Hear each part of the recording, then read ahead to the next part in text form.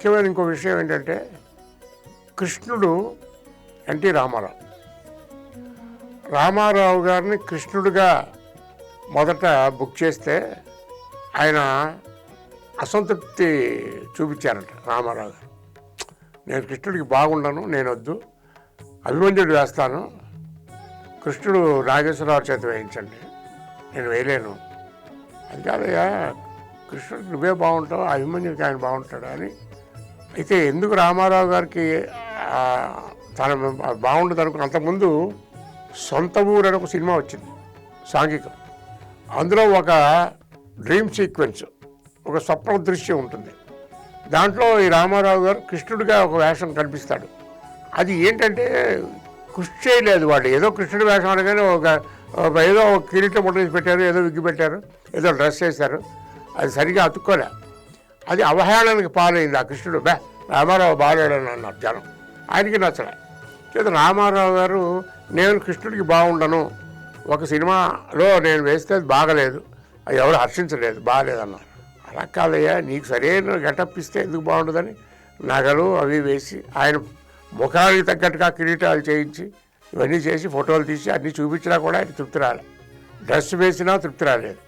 ఈ పక్క ప్రొఫైల్స్ అన్ని ఫోటోలన్నీ తీసినా కూడా ఏదో లోపల ఒక ఇంకా ఆయనకి పూర్తిగా కాన్ఫిడెన్స్ రావట్లేదు. అది తెలిసింది కేవీ రెడ్డి గారికి, పింగళ నాగేంద్రరావు గారికి, నాగిరెడ్డి గారికి, చక్రపాణి గారికి, అందరూ ఏమిటి ఈయన ఇలా ఫీల్ అవుతున్నాడు ఎలాగా అని అనుకొని ఇప్పుడు కేవీ రెడ్డి గారు వీళ్ళంతా కలిసి ఒక నాటకం ఆడారట. రామారావు గారు మేకప్ రూమ్ నుంచి ఫ్లోర్కి రావడానికి కొంత నడవాలి, కొంత దూరం.